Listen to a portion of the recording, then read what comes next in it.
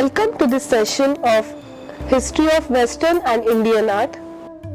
I'm Snehal Tambulwadikar, an art historian currently working with Sir J.J. School of Arts in the Department of Art History and Aesthetics. In this session, that is Module 24, we are going to discuss about the major painters from early modern Bengal. In the last session, we have seen how the nationalist ideas were established in Bengal youth and how Shantiniketan or Kala Bhavan came to be the new school of art against the government school of arts in Calcutta. In this session, we shall be looking at some prominent artists who have learned in Calcutta school and at Kala Bhavan and have emerged as the new face of modernism in the history of art of India. The first artist that we are going to see is Abanindranath Tagore. As we have already seen in the last session, Abanindranath Tagore was a student of E.B. Havell in Calcutta School of Arts and was propagated by Havell himself as his protege and the new face of modernism in India. Abanindranath Tagore was the principal artist and creator of Indian Society of Oriental Art and the first major exponent of Swadeshi values in India. He thus can be said as the founding influencer of the Bengal School of Art, which led to development of modern Indian painting. He was also a noted writer, particularly for children, popularly known as Aban Thakur. His books Raj Kahani, Budo Angla, Nalak, Khirer Putul are landmarks in Bengali language children's literature. Abanindranath Tagore was born in Jorasanko, Calcutta, British India, to Gunendranath Tagore. He was a member of distinguished Tagore family, also known as the Thakurs, a nephew of the great Nobel laureate Rabindranath Tagore. His grandfather and his elder brother Gaganendranath Tagore were also artists. Tagore learned art when he was studying at Sanskrit College, Kolkata in 1880s.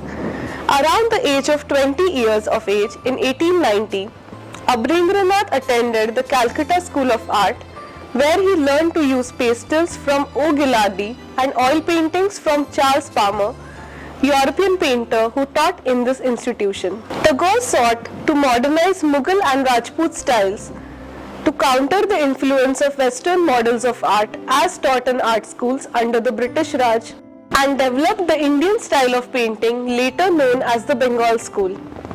Such was the success of Tagore's works, coupled with the support from Sister Nivedita, O.C. Ganguly, Rabindranath Tagore himself in the Jorasanko house and E.B. Havell. Abanindranath's work was promoted as a national Indian style within the British art institutions under the epithet of Indian Society of Oriental Art. With the success of his ideas, he came into contact with Asian cultural figures such as Japanese historian Okakura and the Japanese painter Yokoyama Taiken, whose work was comparable to his own. In his later work, he began to incorporate elements of Chinese and Japanese calligraphic traditions into his paintings, seeking to construct a modern pan-Asian tradition which would merge the common aspects of Eastern spiritual and artistic cultures. Abanindranath Tagore is specially known for his incorporation of nationalistic ideas, poetry and literature amongst his works. He majorly made popular the Oriental technique of miniature styles in drawing and his own incorporation of watercolor and gouache mediums. In many of his works, which are very small in size, specially done on paper, Abanindranath Tagore uses layers and layers of watercolors over each other to get a dreamlike effect through colors which are inspired from Ajanta and Persian miniatures. In his career, he has painted enormous number of works. From which we shall be having a look at a few. In his initial series which he did on Geet Govind, as you can see here, he has painted a number of events which took place in the life of Radha and Krishna. His style is not yet matured, but he is trying to go back to the old style of miniatures that was found in Indian art. What is remarkable here is his incorporation of nationalistic ideas in the text that is written below. In order to go back to the classical traditions, Abanindranath here has tried to paint almost similar to the sets of Geet Govind that were available in the 12th, 13th up to 16th centuries. What is interesting is he has used the Sanskrit text which was translated into Bengali and has written it in Persian script. Through this effort, he is trying to show the unity in diversity of various Asian cultures and how they should come together in order to create their Oriental idiom. Abanindranath, as progressed in his career, began studying not only the practical styles of Indian ancient art but also began reading texts like Ramayana, Mahabharata, Rasamanjari, and different mythological stories which were popular amongst the common people.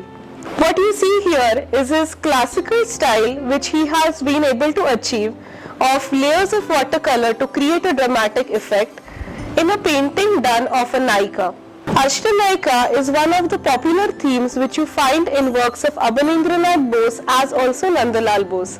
Abanindranath Bose, like his famous painting Bharat Mata, which made him the nationalist artist, has transformed the Naika from miniatures who was decked up and looked like a princess to a simple Bengali woman. This was a deliberate effort of Bengal school to make the ancient text of India seem closer to life. Along with his set of Naikas, one of the most important sets that Abanindranath Tagore has painted in his career is that of Umar Khayyam, inspired from the stories of Arabian Nights.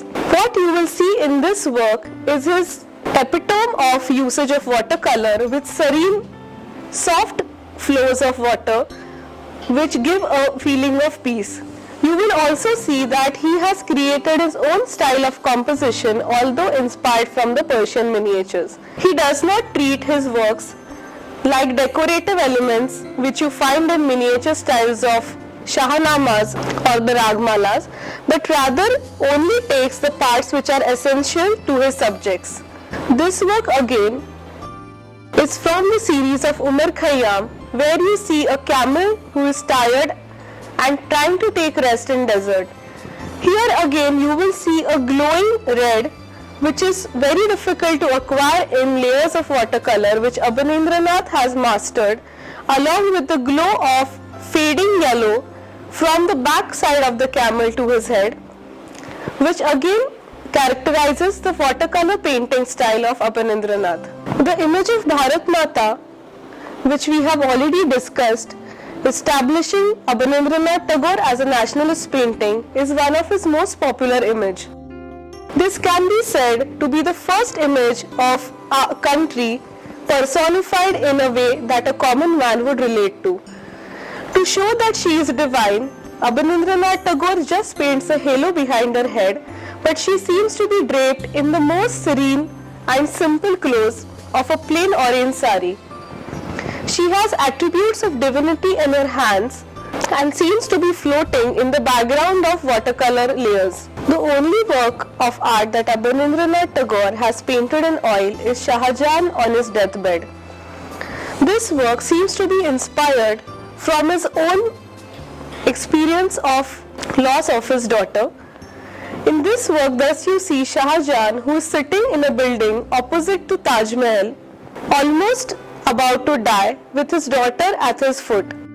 This work again shows inspiration of Abanindranath Tagore, that from the miniatures with the intricate work of stone that you see in the columns and the upper part of the architecture. What you see behind is again the technique of watercolor that Abanindranath Tagore has transferred to his style of oil paintings too. His most influential and important nationalistic series is the Arabian Nights. This series has been studied on multiple levels of formalistic approach as well as intertextual approach. In the work that you see right now, Abanindranath Tagore has depicted the story of the fishbone in the throat, as you see in the lower part of the painting. Interestingly, what you see in the upper part of the painting is in striking contrast to what is happening in the old man's house. Below you see two common people who are trying to help a man who has got a fish bone caught up in his throat. Whereas on the upper part, you find a merry party going on with a Union Jack flying in the air at the top of the building. The Union Jack has been discreetly placed so that it does not seem prominent, but what here Abanindranath Tagore has achieved to portray is the stark difference between living of the common man and the living of the bourgeois or the Babu culture which was flourishing in Bengal at this time. Abanindranath Tagore in these works has used the composition style of miniatures and eliminated the decorative aspects of the same. We thus see no border and intricate design on the clothes or the jewelries, but we see that he has used the perspective style which was very prominent in miniature paintings. Another of his works from the series of Arabian Nights, as you see right now, is Sindbad narrating his stories of adventures to different folk who sit patiently and listen to him. In this work, you find again that he has written a few lines on the upper portion of the painting, which are written in Persian script and are in Bengali language. This work has interesting elements like the people who are sitting in front of Sindbad in order to listen to him attentively.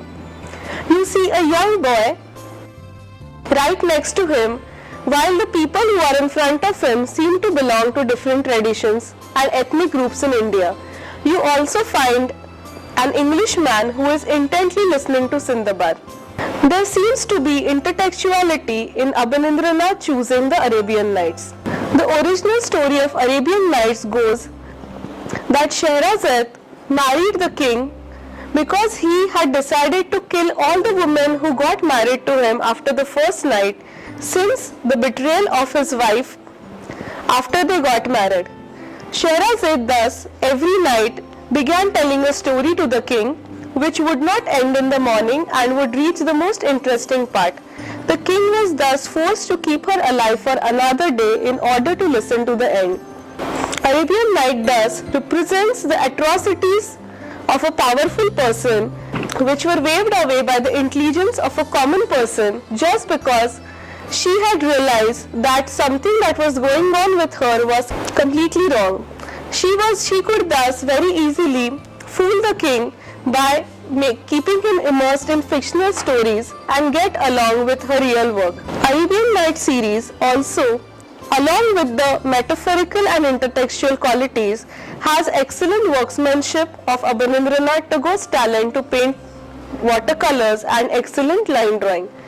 As you can see in this work, Abanindranath Tagore has used only two colors to represent the story of how Arabian Nights began to be created. As you see the king sitting right in the center and women waiting almost to be butchered because they know that they are going to die the next day after their marriage. By the end of his career, Abanindranath, who was anyways interested in children's books, began creating these interesting sculptures called as Katum Kutum.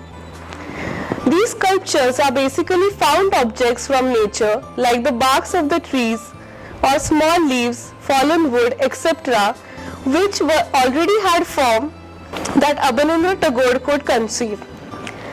Thus he just gave little brushing to it and created beautiful natural forms of birds and animals which are in collection of Shantiniketan even today.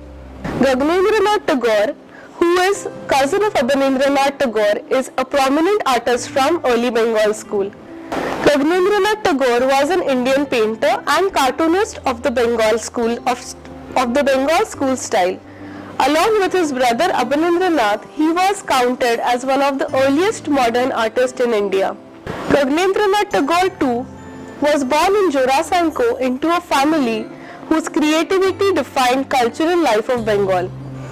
Gaganendranath Tagore was the eldest son of Gunendranath Tagore grandson of Girindranath Tagore and brother to Abanindranath.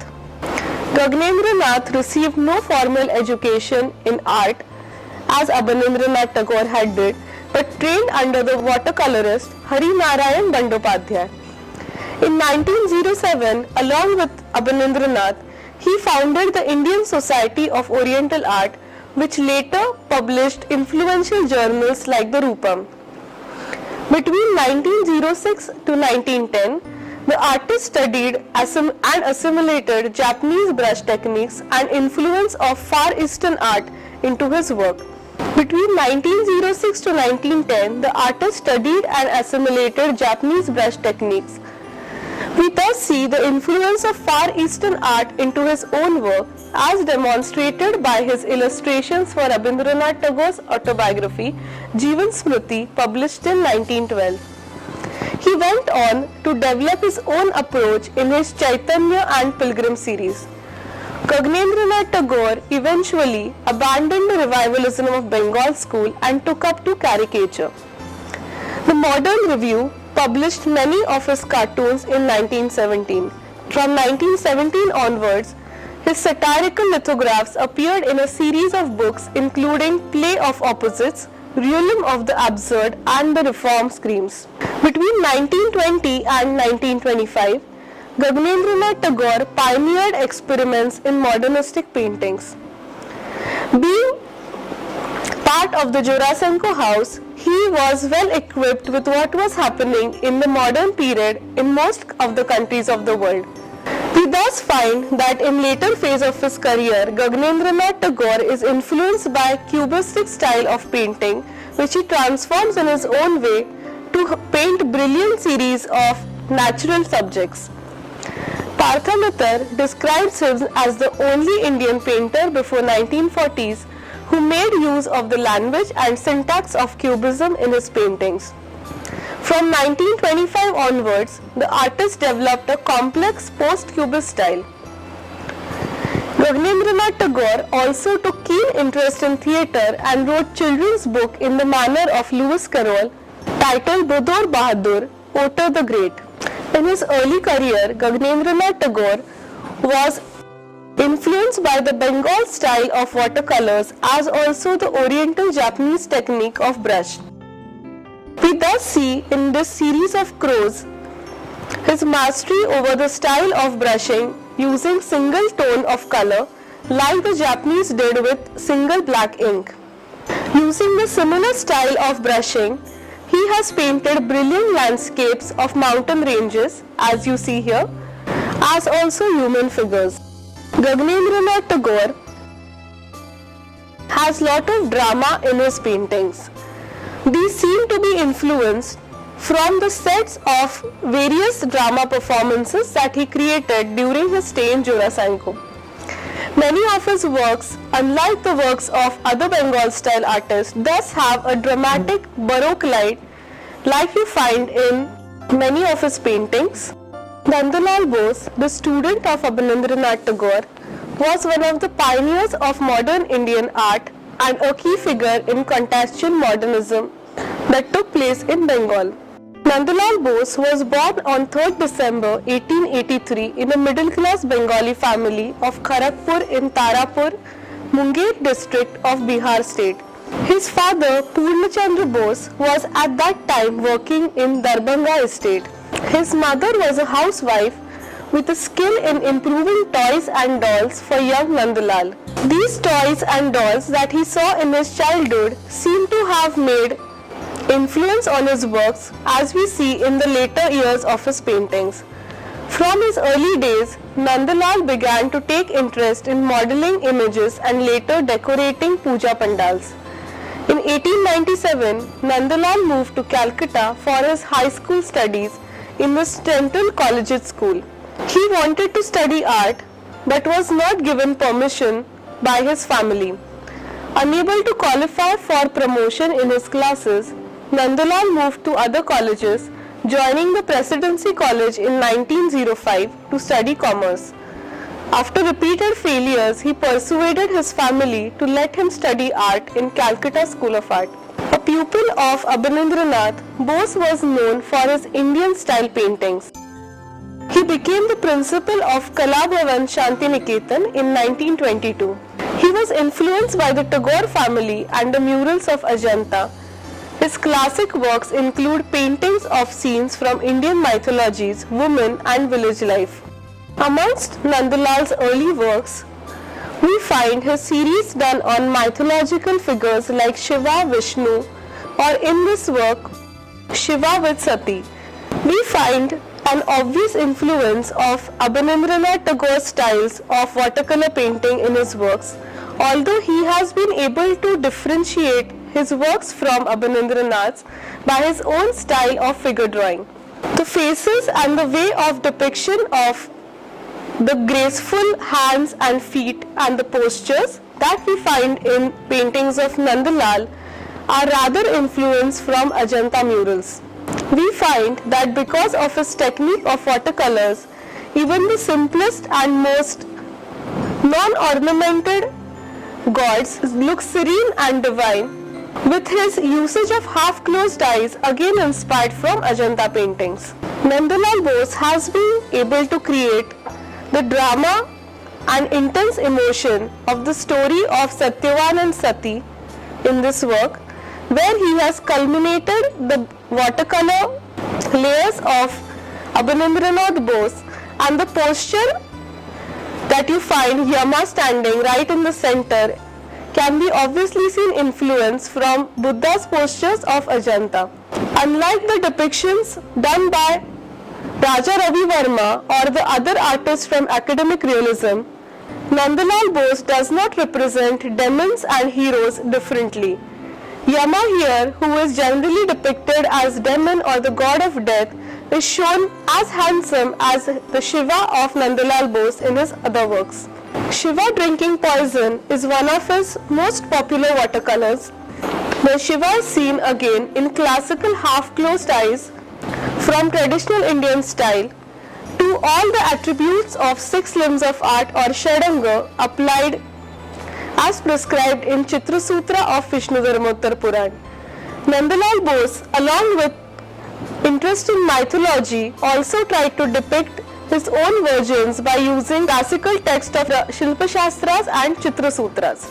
He has painted numerous mythological works like this one depicting Ravan and Sita, Shabri, and the popular folklore tales which were told to children in local Bengali language. With his keen interest in the Ajanta murals, Nandalal Bose also began painting murals during his tenure as a teacher in Kala Bhavan of Shantiniketan. We find his murals at many places in Shantiniketan itself, and also a few works commissioned by the Gaikwad of Baroda. These murals are still present in very good condition at Kirti Mandir, which represents Shiva as Nataraja and the event where Krishna tells Gita to Arjuna. He has also painted a beautifully stylized Abhimanyu in Kirti Mandir at Vadodara. Nandalal Bose, unlike Abanindranath, was not nationalist only in his way of painting. He was also an active nationalist and freedom fighter, and thus he painted the famous Haripura posters for the Congress session at Haripura. In these posters, he has made the famous woodcut of Mahatma Gandhi, which you see here, as also the number of posters which depict the common men in India, like the farmers, the cobblers, the blacksmiths, and so on. These posters are characterized by something which can be called as the original style of Nandalal Bose, devoid of any influence from Abanindranath or ancient Indian Ajanta murals. These posters are done spontaneously with flow of lines and with great rhythm, where common characters like cobblers or farmers look almost as if performing their activities in mode of dance. In his later career, Nandalal Bose too went towards more formalistic experiments and left behind his influence of Ajanta murals. As you can see in the work here, where he is shown a lady sleeping on charpoy, you will see that he is trying to experiment more towards cubistic attitude or formalistic depiction of the event happening than showing dramatic events from mythology. As he moves ahead in his career, his subjects change and go away from mythology towards more mundane events like lady playing with a child, women walking in the forest, or just depiction of monkeys with rapid strokes of brush and ink. Along with Abanindranath and Nandalal Bose, we have many artists and students of Abanindranath who became popular in the Bengal style. Some of them include Mukul De, Hemendranath Majumdar, Kshitindranath Majumdar, O.P. Ganguly, and so on. Rabindranath Tagore is one of the important parts of revivalism or Bengal school, but cannot be considered to be an artist who followed the Bengal style. Although Rabindranath began painting along with the other artists in Bengal school, he does not follow any style in particular. Known as a Nobel laureate and a great poet, also a vivid story writer who could create great emotions from his works, Rabindranath Tagore began painting at a very late age, after 60 years of age.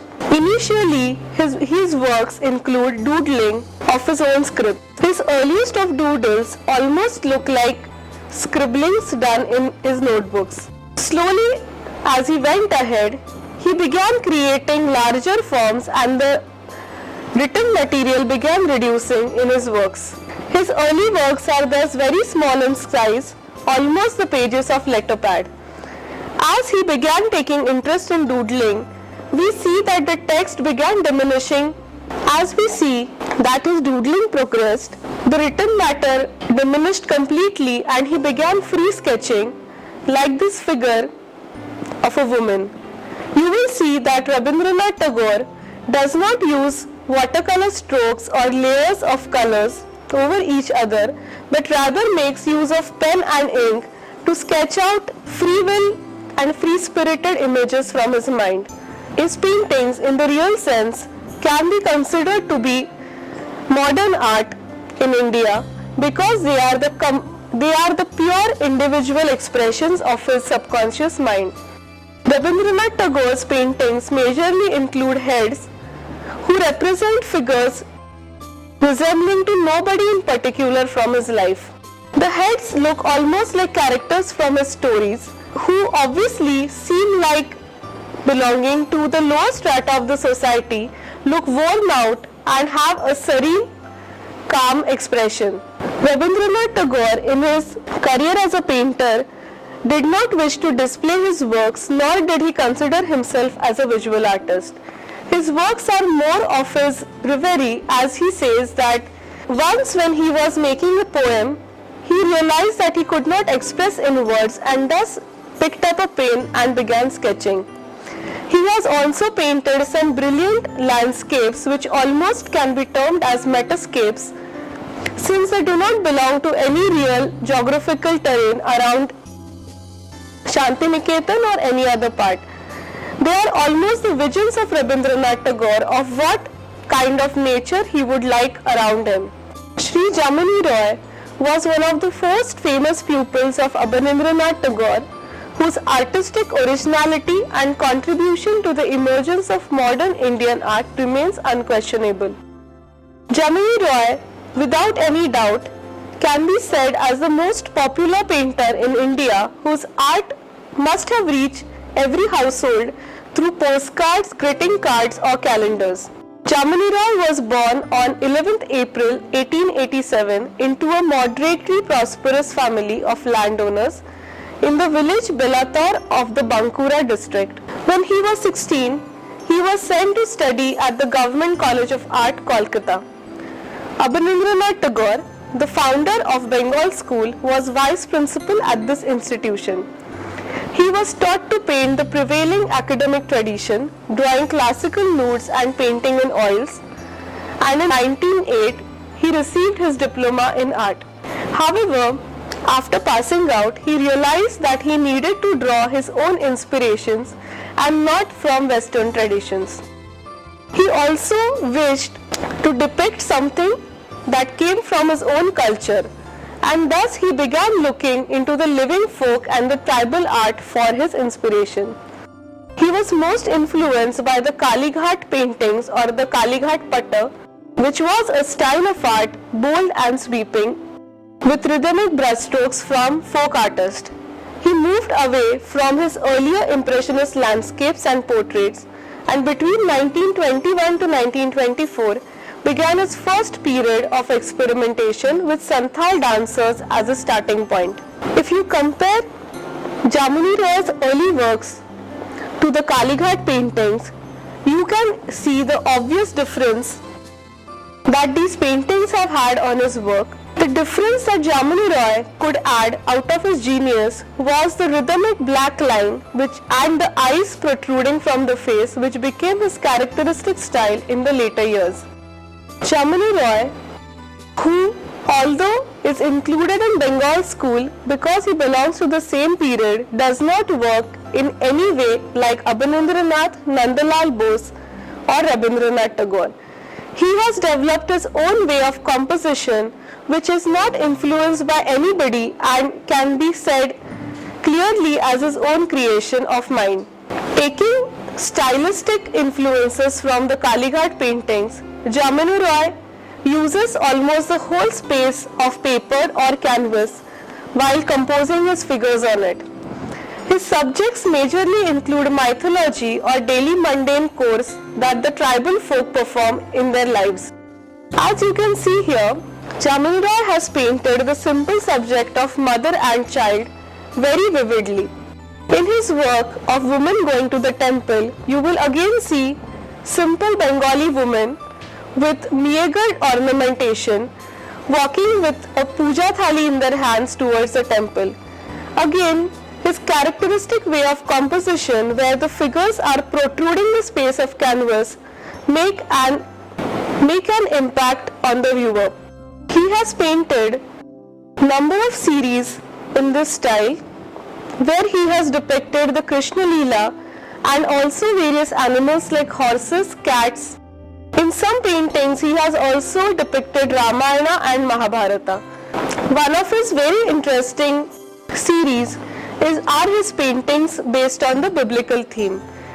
When Jamuni Roy was exhausted with working on Indian style, or we could say that he had worked for a long time on mythological subjects, he decided to experiment in the subjects of Bible. He seems to be intrigued that if Indian subjects could be represented in European academic style like Raja Ravi Verma had done, how would the Western subjects look depicted in the folk style of India? We thus find some very interesting works like the Last Supper, Madonna and the Child, and the Crucifixion, as you see here, which are depicted in pure Jamuni Roy style with subjects coming from Bible. Ramkinkar Baij again can be said to be the pioneering modern Indian artist and the only early sculptor in Bengal school. Baij was born in an economically modest family in Bankura district of the modern state of West Bengal. In that sense, he was a Bengali and not a Adivasi as many people would usually think. The surname Baij derived from Bioda and Bejo consequently. His family surname was Paramanik and was abandoned by him in early 1925.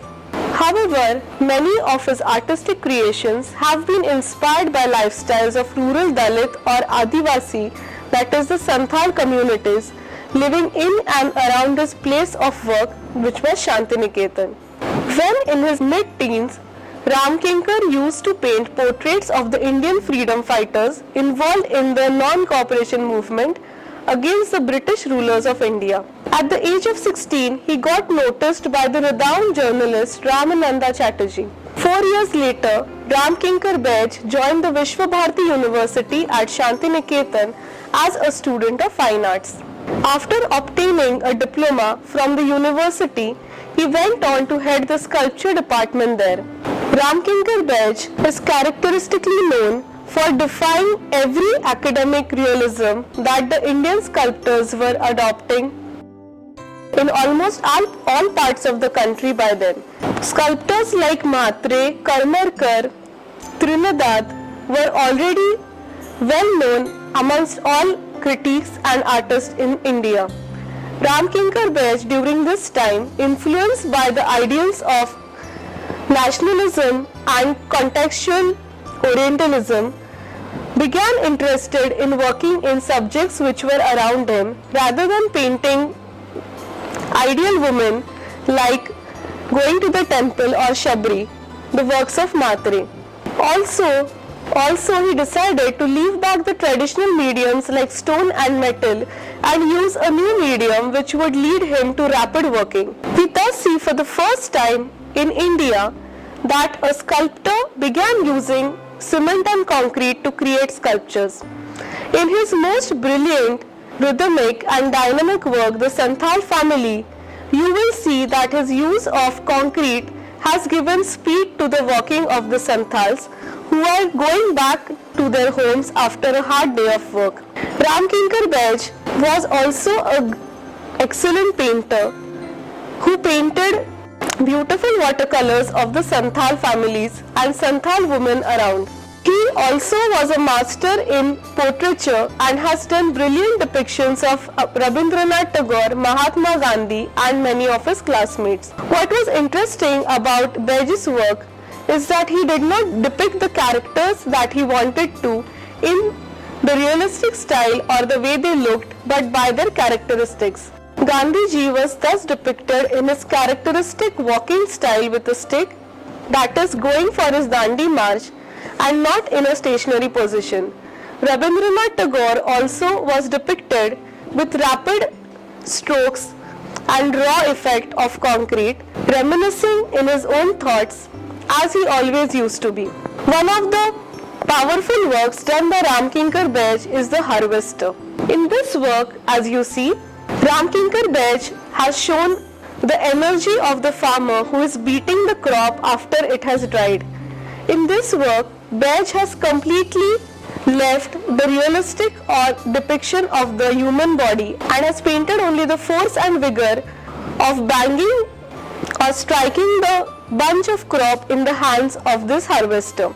In this work, you will find that there are only legs and hands which go back almost 180 degrees, which show the force in which they will come ahead to thrash the crops on the ground. In his commissioned work to make the murals for the Reserve Bank of India in Delhi, he used the image of Yaksha and Yakshi, who were considered as the traditional caretakers of any buildings. He thus took influence from traditional Indian sculpture and has tried to depict them in cubistic form. In order to do so, he has made their bodies heavy and robust, with the Yaksha shown with a bag of money in his hand, and the Yakshi too looking grotesque and not really graceful and beautiful, since she is really the goddess who protects and takes care rather than giving visual pleasure to the people who come. Ramkinkar Baij's talent can be seen in his beautiful rhythmic drawings depicting different sculptures in Ellora, as also other sites of ancient Indian sculptures. Bengal school in the early phases thus brought about not a singular style of painting, but rather brought about the idea of every artist working in his individual way, thinking about the national context every time he came up with his philosophy. Bengal school artists like Abanindranath, Nandalal Bose were also master teachers and created fantastic students in the days to come after them. They established the thinking and schooling of Shantiniketan's Kala Bhavan, which has created not only brilliant visual artists but great poets, singers, as also literati.